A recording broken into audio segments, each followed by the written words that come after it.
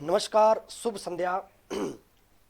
राजस्थान की एक भर्ती परीक्षा के आधार पर आज अपने डिस्कस करने जा रहे हैं RSMSSB के द्वारा यानी कि राजस्थान कर्मचारी चयन आयोग के द्वारा कंडक्ट करवाएगी एक भर्ती परीक्षा जिसको आप प्रयोगशाला सहायक के नाम से जानते हैं। विद्यार्थियों, प्रयोगशाला सहायक की जो वैकेंसी है ये बहुत ही अति महत्वपूर्ण वैकेंसी है किन कैंडिडेट्स के लिए जो आपकी 12th मेडिकल और नॉन मेडिकल से करके गए हैं। स्वागत करता हूं आपका ब्रदर्स एजुकेशन हब के ऑनलाइन यूट्यूब चैनल पर दोस्तों, और स्टार्ट करने जा रहा हूं आपके सामने इस भर्ती का ब्यौरा। ध्यान अपने को यह देना है कि हाल ही के अंदर राजस्थान सरकार के द्वारा 640 पदों की घोषणा की गई है जो कि आपके प्रयोगशाला सहायक यानी कि लैब असिस्टेंट के पदों के लिए बताया गया है। लैब असिस्टेंट के अंदर सर्वप्रथम अपने को यह देखना है कि कौन से विद्यार्थी या किस योग्यता के विद्यार्थी इस भर्ती के अंदर पार्टिसिपेट करेंगे या भागीदारी निभाएंगे। योग्यता के आधार पर अगर अपने देखें तो सबसे पहले इसके अंदर अपने देखते हैं कि 12th जो आपके विज्ञान विषय से संबंधित है। विज्ञान विषय में अगर अपन बात करें तो दो प्रकार से आप इसके अंदर देख सकते हो। सबसे पहले 12th की अगर अपने बात करें तो 12th नॉन मेडिकल के जो कैंडिडेट है, नॉन मेडिकल के जो कैंडिडेट हैं 12th नॉन मेडिकल यानी कि जिस विषय के अंतर्गत गणित, रसायन विज्ञान और भौतिक तीन विषयों को साथ में लेकर चल रहे हैं यानी कि नॉन मेडिकल। अगर बात करें अपने मेडिकल की तो मेडिकल के जो कैंडिडेट है, मेडिकल के जो कैंडिडेट है जिसमें 12th में जीव विज्ञान विषय को रखा है, बायोलॉजी विषय को रखा है, तो वो कैंडिडेट क्या है इस भर्ती परीक्षा में क्या है भागीदारी निभा सकते हैं। अगर हायर एजुकेशन की बात करें तो ग्रेजुएशन स्नातक स्तर पर आपके बीएससी के जो कैंडिडेट है, बैचलर ऑफ साइंस बीएससी के कैंडिडेट भी क्या है इसमें पार्टिसिपेट कर सकती है। यह तो हुई योग्यता कि कौन से विद्यार्थी किस आधार पर परीक्षा में पार्टिसिपेट करेंगे। तो जिसके अंतर्गत अपने देखा कि 12th नॉन मेडिकल और मेडिकल के जो कैंडिडेट है वो इस परीक्षा को दे सकेंगे यानी कि फॉर्म अप्लाई कर सकेंगे। अब अपन बात करते हैं नेक्स्ट। ये तो बात होगी योग्यता की। योग्यता के आधार पर आपको बता दिया 12th नॉन मेडिकल और मेडिकल के कैंडिडेट प्लस जिस छात्र या छात्राओं ने बीएससी कर रखी है, स्नातक स्तर की जो डिग्री है, वो भी इस फॉर्म को अप्लाई कर सकता है। अब बात करते हैं कि राजस्थान सरकार की कौन सी संस्था है जो भर्ती कंडक्ट करवा रही है प्रयोगशाला सहायक की। तो मैंने आपको बताया राजस्थान की कर्मचारी चयन आयोग यानी कि RSMSSB के द्वारा ये क्या है भर्ती आपको करवाई जा रही है। यहां तक बात क्लियर हुई। अगर अपने आगे देखें तो सबसे पहले यह देखना है कि परीक्षा का पैटर्न क्या है और किस प्रकार की रणनीति का प्रयोग करके परीक्षा को क्रैक करने तक पहुंचेंगे। सबसे पहले परीक्षा का पैटर्न देख लीजिए विद्यार्थियों। सबसे पहले परीक्षा का पैटर्न अपने देखते हैं कि किस प्रकार का पैटर्न इसके अंदर शामिल है। तो पैटर्न के अंदर अगर अपने देखें तो सबसे पहले इसके अंदर पोर्शन आपका दिया गया है जनरल नॉलेज। विद्यार्थियों, जनरल नॉलेज का मतलब क्या हो गया, सामान्य ज्ञान, जिसमें आपका राजस्थान परीक्षा करवा रही है, राजस्थान प्रदेश के द्वारा आयोजित परीक्षा है। तो जाहिर सी बात है जो इसमें सामान्य ज्ञान या जीके का पोर्शन पूछा जाएगा वो राजस्थान सरकार का होगा यानी कि राज्य की जो जीके है, सामान्य ज्ञान है, जिसमें आप हिस्ट्री, कल्चर, कौन कौन से टॉपिक है, कौन कौन से विषय आगे अपने इसके बारे में चर्चा करेंगे। तो आपका जनरल नॉलेज का 100 नंबर का क्वेश्चन इसके अंदर रहता है यानी कि 100 क्वेश्चन 100 नंबर के, 100 मार्क्स का 100 क्वेश्चन यानी कि 1 मार्क ईच, एक प्रश्न 1 नंबर का होएगा। तो 100 क्वेश्चन होंगे 100 नंबर के, आपके सिर्फ सामान्य ज्ञान के अंदर इसके अंदर पूछे जाएंगे।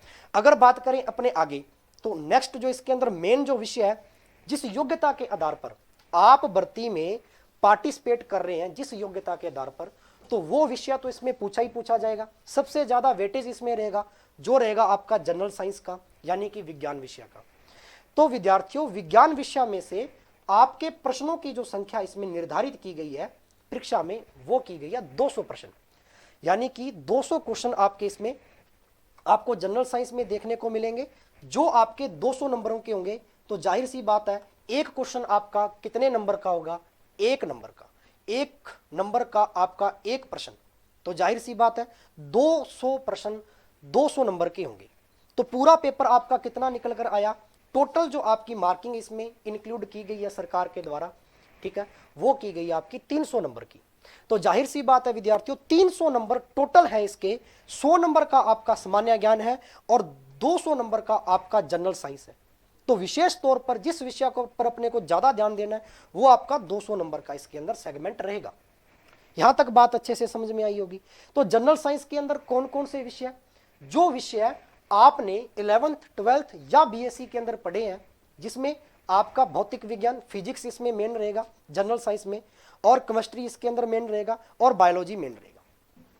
अब इसके कौन कौन से टॉपिक है, विषय सूची क्या है, सिलेबस क्या है, अभी अपने चर्चा करेंगे। सबसे पहले ये जान ले पेपर का पैटर्न क्या है। तो पैटर्न के आधार पर मैंने आपको बताया, सामान्य ज्ञान आपका 100 नंबर का 100 प्रश्न, जनरल साइंस आपके 200 क्वेश्चन 200 नंबर का, टोटल आपका जो प्रश्न पत्र बनता है वो बनता है आपका 300 नंबर का, और समय का जो इसमें रहेगा भाग वो रहेगा आपका 3 घंटे, यानी कि टाइम ड्यूरेशन आपका कितना रहेगा इसमें 3 घंटे, यानी कि 3 घंटे के अंदर अपने को प्रश्न को पेपर को क्या है सोल्व करना है। यहां तक बात अच्छे से समझ में आई। अगर अपने चले आगे तो ध्यान दीजिए, अब अपने को यह देखना है कि इस परीक्षा के अंदर जो आपका बायोलॉजी वाला सेगमेंट है और फिजिक्स वाला सेगमेंट जो आपका है वो कितना कितना इसके अंदर आ रहा है, यानी कि अपने फिजिक्स विषय को देखें तो वो कितना कितना अपने को टॉपिक्स के बेसिस पर दे रहा है। सबसे पहले अपने को ये ध्यान देनी है इसके अंदर कि जो लैब असिस्टेंट की जो आपकी भर्ती है, प्रयोगशाला सहायक की जो भर्ती कंडक्ट करवाई जा रही है, मैंने बताया लगभग बताया जा रहा है 640 प्लस इसके जो पद हैं, पोस्टेज हैं, वो घोषित की गई हैं सरकार के द्वारा हाल ही में, ठीक है ना। तो घोषित की गई हैं, जाहिर सी बात है भर्ती तो आएगी। भर्ती आएगी तो जो 12th साइंस और नॉन मेडिकल मेडिकल के जो कैंडिडेट है उनके लिए सुनहरा अवसर है, ये बहुत अच्छा अवसर है, जिसके अंदर सबसे इंपॉर्टेंट जो बात है वो ये है, एक तो क्या है कि विषय ही 2 है इसके अंदर। एक तो साइंस को अपने मेन पर्सपेक्टिव के आधार पर अपने लेकर चलेंगे कि मेन जो अपना सब्जेक्ट है वो क्या होगा, विज्ञान। दूसरा आपका जीके का जो भाग है जिसको आप सामान्य ज्ञान के नाम से जानते हैं, तो दूसरा आपका इंपॉर्टेंट इसमें सेगमेंट रहेगा सामान्य ज्ञान। ध्यान दीजिए, अगर अपन बात करें फिजिक्स की तो सबसे पहले ऊपर आपको एक लाइन दिखाई दे रही होगी कि इसके अंदर जो फिजिक्स का सेक्शन आता है तो इसमें लिखा हुआ है कि topic based on 12th standard. तो 12th स्टैंडर्ड का जो आपका पोर्शन रहता है भौतिक विज्ञान में, तो वो टॉपिक आपसे एग्जाम के अंदर फिजिक्स के अंदर पूछे जाएंगे। 12th स्टैंडर्ड का आपसे नहीं पूछा जाता। योग्यता आपको 12th स्टैंडर्ड की अवश्य दी गई है, लेकिन इतना डीपली फिजिक्स नहीं देता कि वो 12th स्टैंडर्ड के न्यूमेरिकल्स और थ्योरी आपको दे। तो जाहिर सी बात है 10th और आपका 11th यानी कि 10वीं और 11वीं का जो भौतिक विज्ञान का जो सेगमेंट है वही आपको क्या है ज्यादा से ज्यादा पूछेगा। इसके अंदर आपका प्रथम जो टॉपिक है फिजिक्स का वो आपको शामिल किया गया, ठीक है। इसके अंदर इलेक्ट्रोस्टैटिक्स बोल लो या इलेक्ट्रिसिटी बोल लो, जिसको आप हिंदी में बोलते हो विद्युत या विद्युतिकी। ये चैप्टर क्या है बच्चों, ये जो चैप्टर है ना ये आपका 10th की जो विज्ञान की पुस्तक है उसमें भी ये दिया गया है, और आपका 12th के अंदर भी ये चैप्टर आपको मिलेगा, ठीक है ना। तो इलेक्ट्रोस्टैटिक्स का जो भाग है वो इसका प्रथम चैप्टर है। तो इलेक्ट्रोस्टैटिक्स के अंदर आपका मैग्नेटिज्म चुंबकत्व और आपका इलेक्ट्रिसिटी, ये दोनों को मर्ज करके एक टॉपिक बन जाता है जिसको आप विद्युत की बोलते हैं। नॉर्मली अगर अपने दूसरे बिंदु की बात करें तो दूसरा जो आपका इसके अंदर भाग रहेगा विद्यार्थियों वो रहेगा आपका ऑप्टिक्स का। ऑप्टिक्स अर्थात आपका प्रकाशिकी। प्रकाशिकी चैप्टर बहुत इंपॉर्टेंट चैप्टर है जो आपको 10th के अंदर भी मिलता है, क्लास 10th के अंदर। क्लास 10th की जो आपकी विज्ञान की पुस्तक है उसमें सबसे बड़ा सेगमेंट जो आपको मिलता है देखने को वो मिलता है आपको ऑप्टिक्स का, और 10th स्टैंडर्ड की ऑप्टिक्स में से ही आपके प्रश्न आपके बनते हैं। इसके अंदर ऑप्टिक्स के अंदर रे ऑप्टिक्स और वेव ऑप्टिक्स दोनों चैप्टर इंक्लूड करके एक यूनिट बनती है ऑप्टिक्स, जो आपकी लैब असिस्टेंट के अंदर जो कि त्यों पूछी जाती है। अगर अपने बात करें नेक्स्ट तो ध्यान दीजिए, उसके बाद में आपको टॉपिक दिया हुआ नेक्स्ट आपका थर्मोडायनेमिक्स। थर्मोडायनेमिक्स का मतलब क्या हो गया, ऊष्मागतिकी। तो ऊष्मा यानी कि हीट और टेम्परेट, इस चैप्टर को अपने हीट और टेम्परेट मानकर पढ़ेंगे, यानी कि थर्मोडायनेमिक जो आपका टॉपिक है ये आपका ऊष्मागतिकी से लिया गया। अगर बात करें अपने नेक्स्ट टॉपिक की फिजिक्स में तो आपका नेक्स्ट टॉपिक इसमें बनता है dynamic of motion. Dynamic of motion जो आपका चैप्टर है बेसिकली ये आपका 11th स्टैंडर्ड का टॉपिक है। 11th की फिजिक्स की प्रथम जो बुक है, प्रथम जो भाग है वो आपका मोशन बनाता है, यानी कि मोशन चैप्टर है उस प्रथम पुस्तक में दर्ज किया गया। यहां तक आपको इतने टॉपिक्स के बारे में पता चला होगा कि फिजिक्स के अंदर कौन कौन से टॉपिक भौतिक शास्त्र में आपसे लैब असिस्टेंट परीक्षा के अंदर पूछे जा सकते हैं, ठीक है ना। आगे अगर बात करें, आगे अपने इसको अब देखें कि आपके जो भौतिक विज्ञान है इसके अंदर और कौन कौन से टॉपिक इसमें शामिल किए हैं तो ध्यान दीजिए। भौतिक विज्ञान में अगर अपन बात करें नेक्स्ट, इसके अंदर एक टॉपिक आपको दिख रहा होगा पीडीएफ के अंदर, वर्क एंड पावर। पूरा टॉपिक ये बनता है work power and energy. Work power and energy का मतलब क्या होगा विद्यार्थियों? वर्क पावर और एनर्जी का मतलब ये है कि कार्य, ऊर्जा और शक्ति। कार्य, ऊर्जा और शक्ति। तो कार्य, ऊर्जा और शक्ति का जो टॉपिक आपका वो बनाता है work power and energy.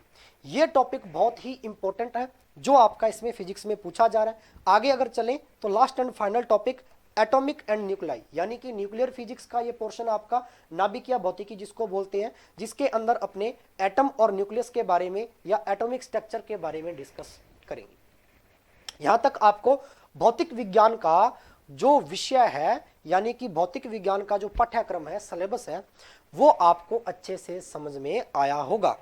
Next अगर अपने चलते हैं तो जीव विज्ञान का सेगमेंट आपसे पूछा जाता है। बेसिकली लैब असिस्टेंट के अंदर आपका जीव विज्ञान का जो सेगमेंट है, बायोलॉजी जो है, उसका वेटेज ज्यादा रहता है। 200 नंबर का आपका जनरल साइंस है, जिसके अंदर आपका जीव विज्ञान का जो पोर्शन है वो सबसे ज्यादा आपसे पूछा जा रहा है। जीव विज्ञान में सबसे पहली लाइन अपने पढ़ते हैं basic topics of 10th standard.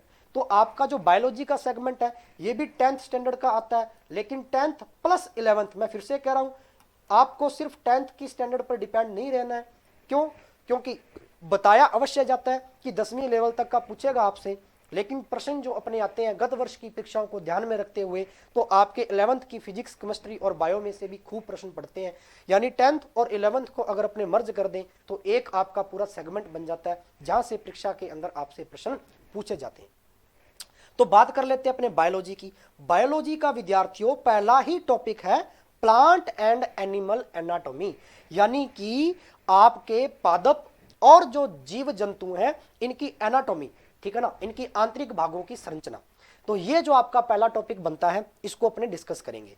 दूसरा अपना टॉपिक इसके अंदर दे रखा है general characters of algae, fungi, lichen, ठीक है ना, और ये आपका nerve system of human, gymnosperm and the angiosperm.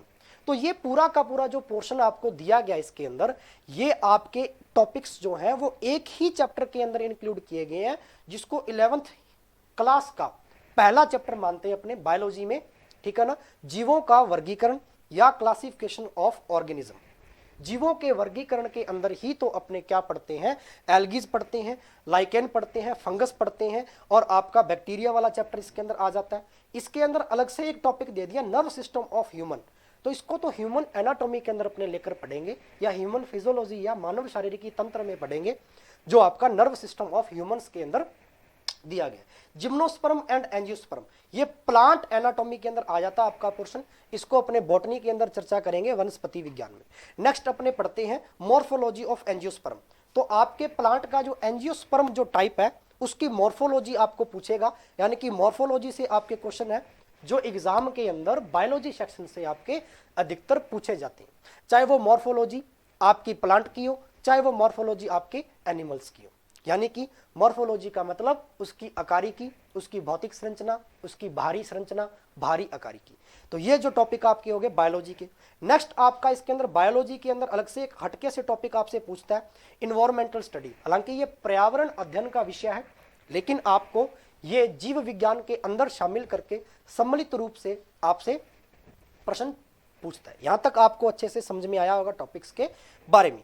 अगर अपने बात करें आगे तो नेक्स्ट टॉपिक अपना इतना इंपॉर्टेंट इसके अंदर दे रखा है, इसके प्रश्न का वेटेज सबसे ज्यादा इसके अंदर पूछा जाता है इकोनॉमिक्स इंपॉर्टेंस ऑफ प्लांट, यानी कि पादपों के आर्थिक लाभदायक महत्व क्या है ना। तो आर्थिक महत्व अपने पढ़ेंगे इसके अंदर जब अपने बोटनी का सेक्शन पढ़ेंगे आपके बायोलॉजी में, यानी कि वनस्पति विज्ञान के अंदर जब पेड़ पौधों का अध्ययन करेंगे तो उसी के अंदर अपने पढ़ लेंगे हटके से इकोनॉमिक्स आपकी प्लांट्स की।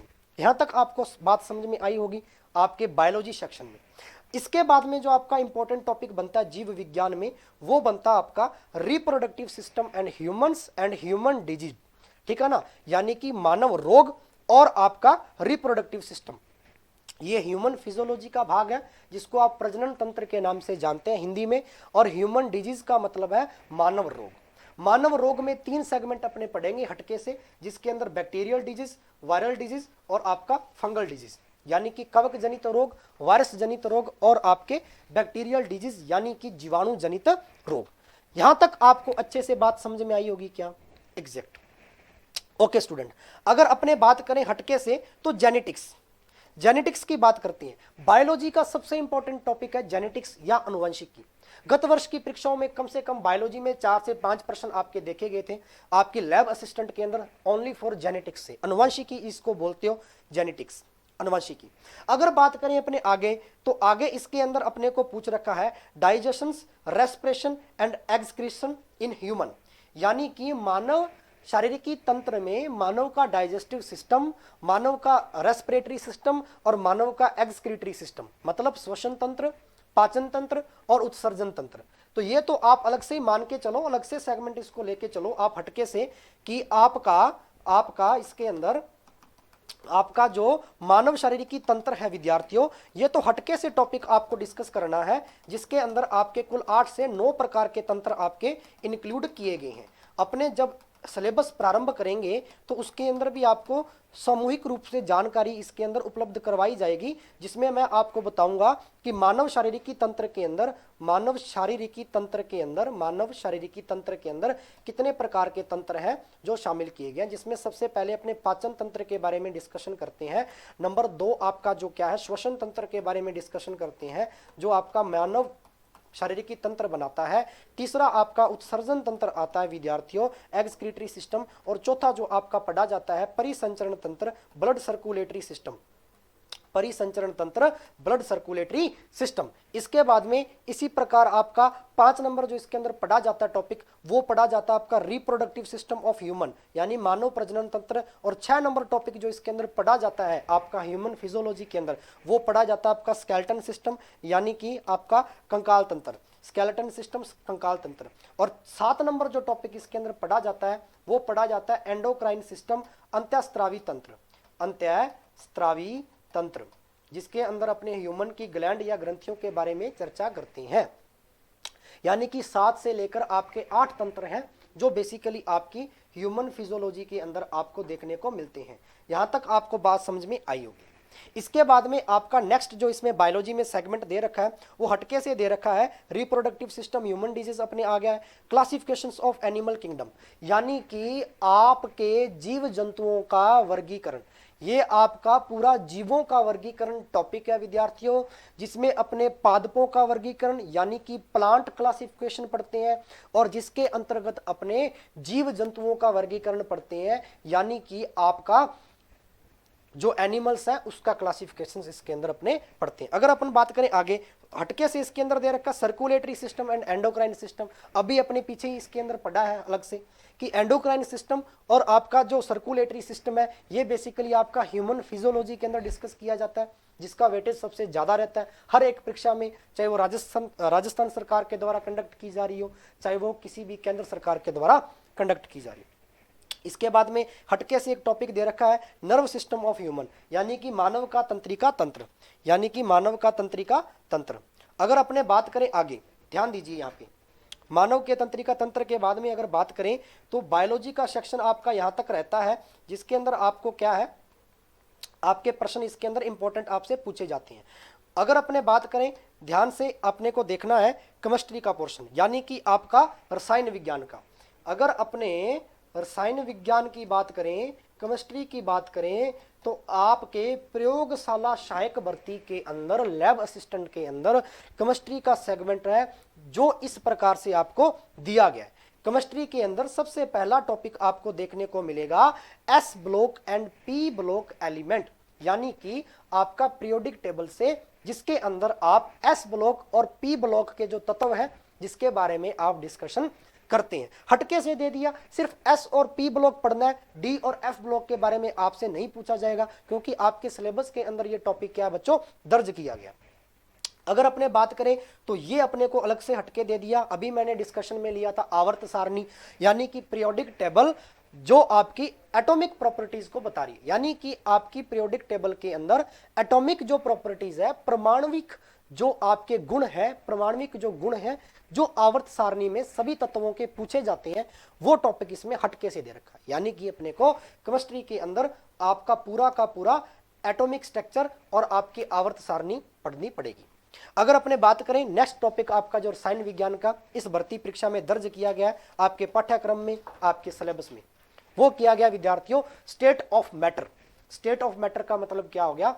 पदार्थ की अवस्था, जिसके अंदर आप क्या पढ़ते हो? आप सॉलिड के बारे में डिस्कशन करते हो, आप लिक्विड के बारे में डिस्कशन करते हो, आप गैसेस के बारे में आप डिस्कशन करते हो। तो आपका स्टेट ऑफ जो मैटर टॉपिक है ये बहुत इंपॉर्टेंट है, और यहां से ही आपका रसायन शास्त्र यानी कि आपकी केमिस्ट्री का सेगमेंट जो है स्टार्ट होता है, प्रारंभ होता है। अगर अपने नेक्स्ट बात करें तो इसके अंदर नेक्स्ट टॉपिक दे रखा आपका आयनिक बंध, आइकॉनिक जो टॉपिक आपका, इसके अंदर आयनिक बंध के बारे में पूछता है। यह टॉपिक आपका बेसिकली केमिकल बॉन्डिंग के अंदर पढ़ा जाता है, जिसको आप पढ़ते हो रासायनिक बंध। रासायनिक बंध के अंदर कितने प्रकार के बॉन्ड और उनसे रिलेटेड जो रिएक्शंस हैं वो आपकी इस टॉपिक के अंदर क्या है? डिस्कस की जा रही है। अगर बात करें नेक्स्ट टॉपिक, तो नेक्स्ट टॉपिक आपका क्या है? विलियन या सोल्यूशन। सोल्यूशन का मतलब क्या हो गया? विलियन, ठीक है ना? ये टॉपिक आपसे यहां पूछा जा रहा है। अगर अपने नेक्स्ट बात करें तो आपके रसायन विज्ञान के अंदर एक टॉपिक और बनता है जिसमें लिखा हुआ है nomenclature and the general properties of organic compound, यानी कि इसका नामकरण पूछ रहा है कि कार्बनिक जो यौगिक है उनके जनरल प्रॉपर्टीज यानी कि उनकी सामान्य गुण, सामान्य विशेषताएं और उनका नामकरण। तो ऑर्गेनिक कंपाउंड का इसके अंदर अपने को नामकरण पढ़ना है और अपने को डिस्कस में करना है इसकी प्रॉपर्टीज यानी कि इसके जनरल कैरेक्टर्स, जिसके अंतर्गत अपने ऑर्गेनिक केमिस्ट्री का पोर्शन लेते हैं। यहां तक मेरी बात आपको समझ में आई होगी। लास्ट आपका टॉपिक है जो इसके अंदर आपको दे रखा हाइड्रोकार्बन्स। सबसे इंपॉर्टेंट टॉपिक है आपकी केमिस्ट्री का और सबसे बड़ा टॉपिक भी आपकी केमिस्ट्री का हाइड्रोकार्बन्स ही है, ठीक है ना? ये बहुत इंपॉर्टेंट टॉपिक है। यहां से आपके प्रश्न हर एक परीक्षा में बेसिकली जिस परीक्षा के बारे में चर्चा कर रही है यानी कि प्रयोगशाला सहायक यानी कि लैब असिस्टेंट, इसके अंदर ये पूछा जाता है। अगर बात करें अपने नेक्स्ट, तो ध्यान दीजिए आपकी स्क्रीन पर आपको दिखाई दे रहा होगा नेक्स्ट आपका विषय जनरल नॉलेज, जिसको सामान्य ज्ञान या जीके से आप क्या है संबोधित करते हैं। ध्यान दीजिए जनरल नॉलेज।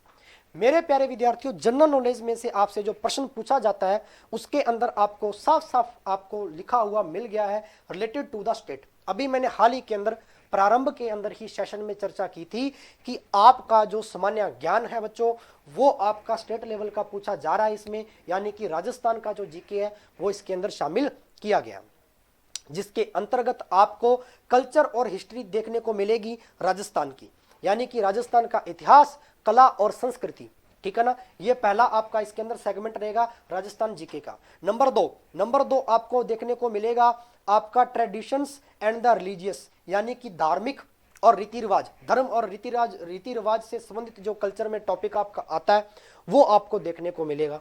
नंबर आपका 3 जो इसके अंदर विषय रखा गया है सामान्य ज्ञान में, उसमें आपका शामिल किया गया है ज्योग्राफी ऑफ राजस्थान, यानी कि राजस्थान का भूगोल। तो राजस्थान का भूगोल इसमें अच्छे से आपसे पूछता है। और लास्ट आपका इसमें कल्चर ऑफ राजस्थान जो हटके से दे दिया है आपका, ठीक है ना? राजस्थान की कला और संस्कृति। पहले टॉपिक में जो कल्चर ऑफ राजस्थान लिखा हुआ है ये हिस्ट्री के साथ में इंक्लूड करके दिया हुआ है, यानी कि इतिहास, कला और संस्कृति राजस्थान की। तो ये मेरे प्यारे विद्यार्थियों इतने टॉपिक हैं जो आपके सामान्य ज्ञान के अंदर बनते हैं और आपको देखने को मिलते हैं। इतनी बात आपको समझ में आई होगी। यानी कि लैब असिस्टेंट भर्ती को क्रैक करने के लिए, इस भर्ती में भागीदारी लेने के लिए अपने को बेसिकली 2 ही विषय पढ़ने पड़ेंगे, एक तो आपका जीके और एक आपका जनरल साइंस, जिसके अंदर जनरल साइंस का जो पोर्शन है वो 3 विषयों के अंदर विभाजित करके आपको पढ़ना पड़ेगा, जिसमें सबसे पहले आप पढ़ेंगे फिजिक्स यानी कि भौतिक विज्ञान, दूसरा आप पढ़ेंगे बायोलॉजी यानी कि आपका जीव विज्ञान, और तीसरा पढ़ेंगे आप केमिस्ट्री यानी कि रसायन विज्ञान। यहां तक आपको बात समझ में आई होगी। कंप्लीट है बिल्कुल अच्छे से, ठीक है ना? तो ये आपका पूरा 300 नंबर का जो आपका 300 नंबर का सेगमेंट पूरा बनता है, जिसमें से आप 200 प्लस 100 नंबर लेकर चलते हो जो आपका 300 नंबर का सेगमेंट बनाता है। यहां तक आपको बात समझ में आई होगी। पेपर का टाइम ड्यूरेशन जो आपको दिया गया है, समय इसके अंदर निर्धारित है, वो विद्यार्थियों 3 घंटे हैं। आपका 3 घंटे हैं, 3 आवर। 3 घंटे के अंदर आपको पेपर समाप्त करना है, ठीक है? तो ये आपके लिए भर्ती का पूरा विवरण ज्यों का त्यों आपको बताया गया इस प्लेटफॉर्म पर। तो आपको ज्यादा से ज्यादा जुड़ना है विद्यार्थियों, क्योंकि भर्ती आपकी सरकार के द्वारा निर्धारित की जा चुकी है। अभी सुनहरा अवसर है, अभी से आप प्रारंभ से ही तैयारी करना प्रारंभ करेंगे, तब जाके पेपर की तिथि तक आपका सिलेबस कंप्लीट होगा और आप अपनी प्रिपरेशन को अच्छे से कर पाएंगे इस भर्ती के लिए। यहां तक आपको बात समझ में आई होगी, कंप्लीट है। दूसरी बात, पेपर की रणनीति किस प्रकार से है, जैसे जैसे अपना सेशन स्टार्ट होगा, नेक्स्ट लेक्चर के अंदर अपने सेशन को स्टार्ट करेंगे, यानी कि पूरा का पूरा आपका पाठ्यक्रम सिलेबस जो है उसको प्रारंभ करेंगे आपके नेक्स्ट सेशन के अंदर। आज मैं सिर्फ आपको भर्ती का ब्यौरा, विवरण या इसका परिचय देने आया था, ठीक है ना, कि जिसके अंतर्गत आपको पता चले कौन कौन से विषय इस भर्ती में शामिल किए गए हैं, कौन कौन से सब्जेक्ट्स को अपने पढ़ना है और इन सब्जेक्ट्स में कौन कौन से टॉपिक है या आपके बिंदु हैं जो रखे गए हैं। इतनी बात आपको पता चली।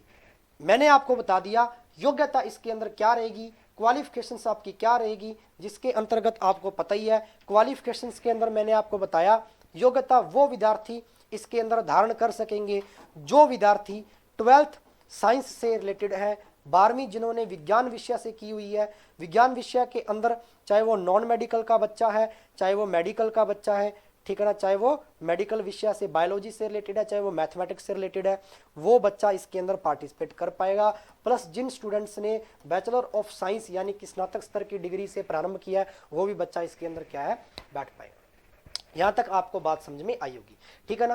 तो स्टूडेंट्स ये आपको ध्यान में रखना है, और आपकी क्लासेस है जो नियमित रूप से कल से प्रारंभ हो जाएंगी, ठीक है, जिसके अंतर्गत कल अपने सबसे पहले फिजिक्स पोर्शन को पढ़ेंगे, भौतिक विज्ञान को लेकर चलेंगे और भौतिक विज्ञान में पहला ही चैप्टर कल प्रारंभ करेंगे आपके इस पाठ्यक्रम के आधार पर, यानी आपके सिलेबस के आधार पर। यहां तक आपको बात समझ में आई होगी, कंप्लीट है विद्यार्थियों, ठीक है ना। तो कल मिलते हैं नए सेशंस के अंदर, तब तक आप तैयारी को प्रारंभ रखें, आप इस भर्ती परीक्षा को दें। जो बच्चे इस योग्यता के अंतर्गत आ रहे हैं वो बच्चे इस भर्ती में पार्टिसिपेट करें, भागीदारी निभाएं। आपके लिए बहुत अच्छा सुनहरा अवसर है। एक तो पहली बात इसके अंदर ये है, मुख्य रूप से विषय कम है। दूसरी बात, आपकी योग्यता के आधार पर विषय शामिल किए गए हैं, जिसके अंतर्गत आपको कोई परेशानी पड़ने में नहीं आएगी, ठीक है ना। और आपका सामान्य ज्ञान है जो 100 नंबर का इसके अंदर रखा गया है, वो भी आपका अच्छे से कंप्लीट हो जाएगा। तो ओके विद्यार्थियों, कल अपने नेक्स्ट लेक्चर के अंदर आपका फिजिक्स पोर्शन है जो प्रारंभ करेंगे। यहां तक आपका पाठ्यक्रम, आपका जो प्रयोगशाला सहायक भर्ती है 2021 की, इसके अंतर्गत रहेगा, ठीक है। 300 नंबर का टोटल पेपर 3 घंटे के अंदर आपको कंप्लीट करना है। यहां तक आपको बातें समझ में आई होगी, ठीक है भाई। तो कल अपने नेक्स्ट लेक्चर के अंदर मिलते हैं स्टूडेंट, तब तक के लिए शुभ संध्या, गुड इवनिंग, गुड नाइट।